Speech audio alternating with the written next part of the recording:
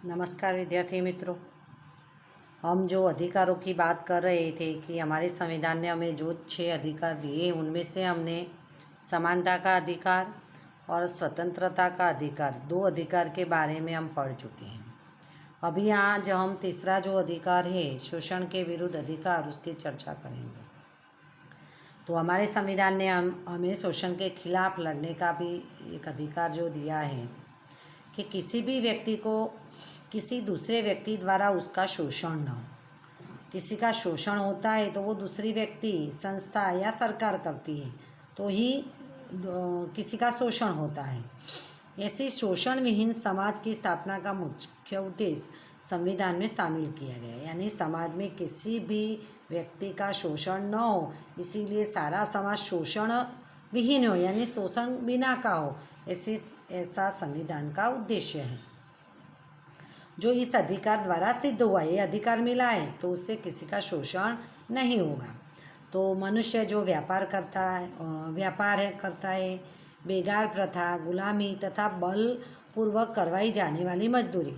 बेगारी प्रथा यानी जो हमारे यहाँ घर में जो काम करते हैं, कारखानों में वगैरह में, जैसे कि टॉयलेट वगैरह साफ़ करते या पोछा वगैरह लगाते हैं। गुलामी प्रथा यानी नौकर जो होते हैं, घर में काम करते हैं तो उनको गुलाम की तरह उससे काम करवाया जाता है। कई जगह जो नौकर या कर्मचारी होते हैं उनको भी बलपूर्वक ये करो वो काम करवाया जाता है। तो ऐसे मजदूरी को कानून द्वारा प्रतिबंधित किया गया है। ऐसे किसी के साथ ज़बरदस्ती नहीं होता है कि ये जो सारी बेगारी प्रथा है, गुलामी प्रथा है, उसको दूर करना है। और इन व्यवस्थाओं का उल्लंघन एक कानूनी अपराध माना जाता है। अगर किसी के साथ हम बलपूर्वक उससे कोई भी काम करने के लिए हम उसको ये करते हैं तो वो एक गुनाह हो जाता है। और इस अधिकार का उद्देश्य बालकों अथवा स्त्रियों का व्यापार। अभी कई बार आपने कई पिक्चर वगैरह देखे होंगे तो उसमें देखा होगा कि छोटे छोटे बच्चों का व्यापार बेच देते हैं पैसों से और बाद में बच्चों से मजदूरी करवाते, वेट करवाते हैं। इसी तरह स्त्रियों का भी होता है। स्त्रियों को भी बेचकर पैसे लेता है जो भी व्यक्ति, और जहाँ पर स्त्री को बेचा जाता है वहाँ पर स्त्री का शोषण होता है। जबरदस्ती करवाई जाने वाली मजदूरी। अभी कोई व्यक्ति करना नहीं चाहता है फिर भी उससे बलपूर्वक डरा धमका कर उससे कोई काम करवाया जाता है।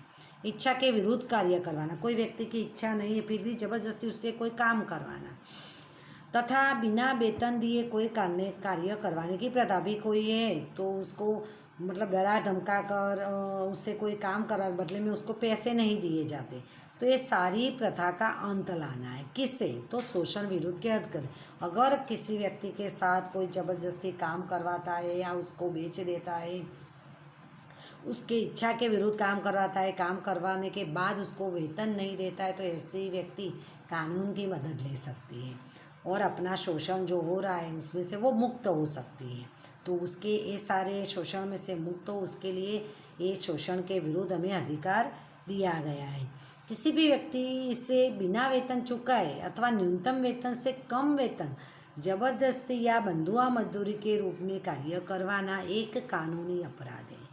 तो पहले भी हमने देखा कि कोई व्यक्ति को काम करवाना, बदले में वेतन न देना, या जो वेतन मानो कि वो काम के लिए 100 रुपया मजदूरी चल रही है पर 50 रुपये में ही वो काम करना है, यानी कम वेतन देना। बाद में ज़बरदस्ती बंधुआ उसको ज़बरदस्ती, पहले जो बात हमने बताई कि डरा कर धमका कर उसको बंधुआ मजदूरी करवाना, यानी कि इतना काम करना है और उसके तुझे 150 रुपया ही मिलेगा, तो वो भी एक अपराध ही है, गुनाह ही है। अगर वो व्यक्ति उसके खिलाफ आवाज़ उठाकर कानून की मदद ले सकता है।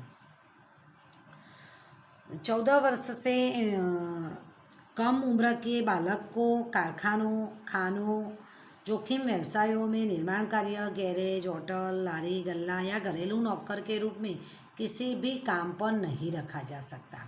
अभी हमने आगे का स्वतंत्रता का अधिकार में हमने देखा था कि 2009 में आरटीई के अंतर्गत कानून लागू हुआ है कि सभी 6 से 14 साल के बच्चे को प्राथमिक शिक्षा अनिवार्य रूप से मिलनी चाहिए। लेकिन वो बच्चा पढ़ नहीं रहा है, 6 से 14 साल का बच्चा, और उसकी जगह वो कभी कारखाना में काम करता दिखता है या कोई खान यानी खनन कार्य, खुदाई करके वो कोयला वगैरह निकालते वो उसमें काम करता दिख रहा है, या फटाके बनाने की ऐसी कोई कंपनियों में काम कर रहा है, बांधकाम में, गैरेज में, होटल में, चाय की लारी पर, गल्ले पर, या घर में किसी के यहाँ नौकर के रूप में काम करता है, तो उसको काम पर नहीं रखना चाहिए। अगर किसी ने कोई मालिक ने उसे रखा है और हमारे जैसे कोई व्यक्ति अगर ऐसा देखता है तो भी कानूनी की मदद लेकर उसे छुड़वा सकता है, क्योंकि 6 से 14 साल के बच्चा अगर काम करता है तो वो बाल मजदूरी का गुनाह बनता है।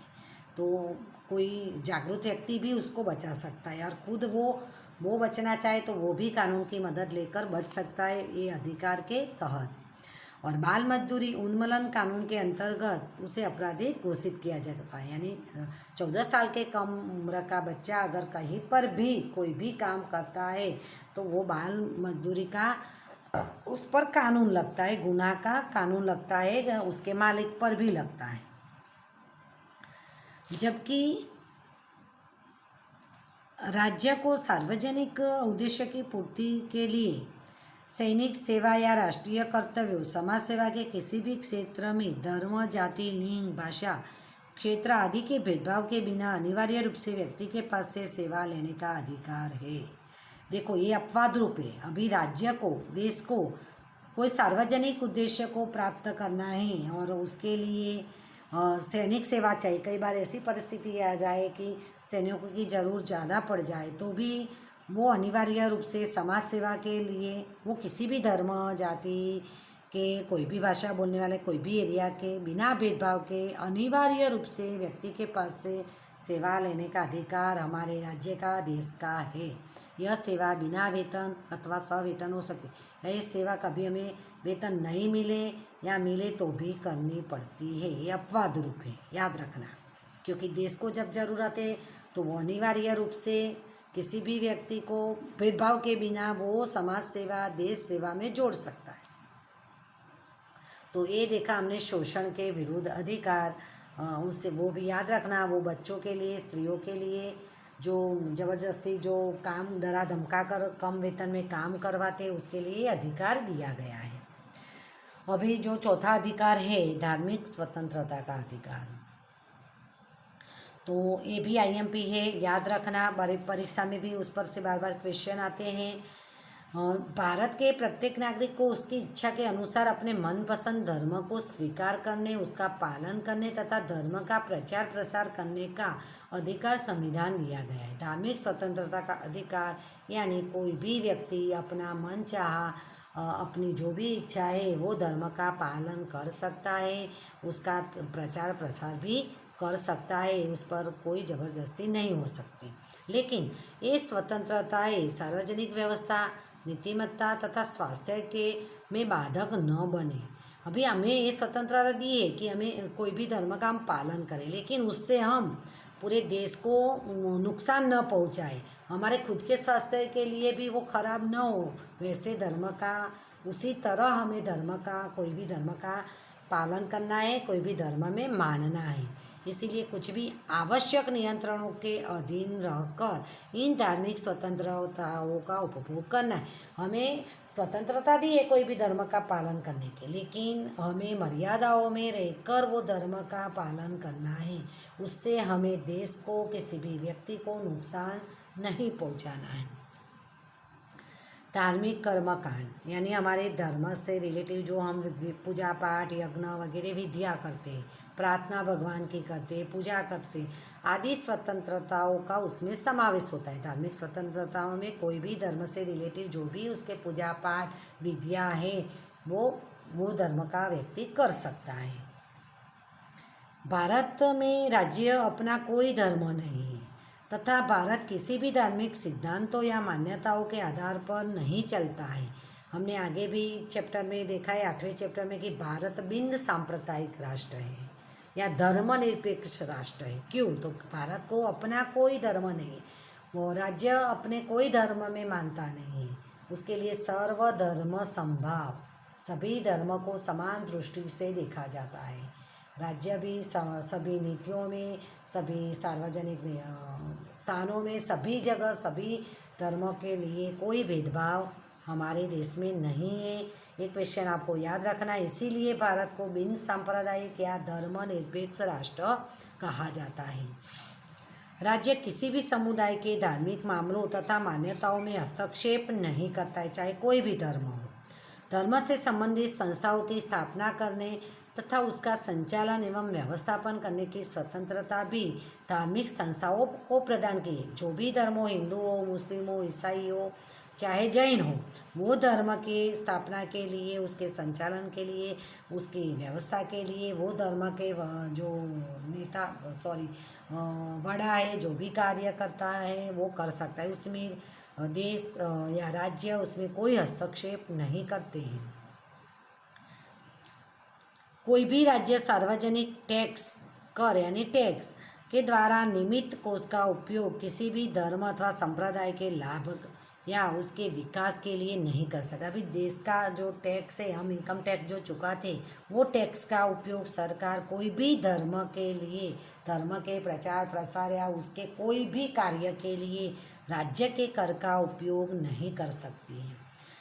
सरकारी अनुदान से चलने वाली शैक्षणिक संस्थाओं में धर्म के आधार पर शिक्षा नहीं दी जा सकती तथा धार्मिक शिविरों या धार्मिक उपासना में उपस्थित रहने के लिए किसी को बाध्य नहीं किया जा सकता। अभी हम बोलते हैं कि सरकारी स्कूल, ग्रांटेड स्कूल, तो जो सरकारी स्कूल है वो सरकारी स्कूलों में धर्म की शिक्षा नहीं दी जा सकती। आपने देखा होगा कि मुस्लिम लोगों में उनके धर्म की शिक्षा दी जाती है, तो वो अपने आप से देते हैं, वो मुस्लिम धर्म के लोग चलाते। बाकी सरकारी अनुदान, सरकारी सहायता से चलने वाले स्कूलें ये धर्म की शिक्षा नहीं दे सकती हैं। तो ये हमने देखा धार्मिक स्वतंत्रता का अधिकार। उसमें आपको याद रखना है कि कोई भी व्यक्ति अपने मन चाहे धर्म का पालन कर सकता है, उसको मना सकता है, उसको रीति रिवाज को भी मना सकता है, उसका प्रचार प्रसार भी कर सकता है। राज्य को अपना कोई धर्म नहीं है, वो कोई धर्म में न हस्तक्षेप करता है। राज्य का कोई टैक्स का उपयोग कोई धर्म के लिए नहीं किया जाता है। इसीलिए भारत को बिन सांप्रदायिक राष्ट्र भी कहा गया है, क्योंकि वो उसके सामने सभी धर्म के सर्वधर्म संभाव की दृष्टि से देखा जाता है। तो आपको याद करना है, एक्स्ट्रा MCQ भी बना लेना।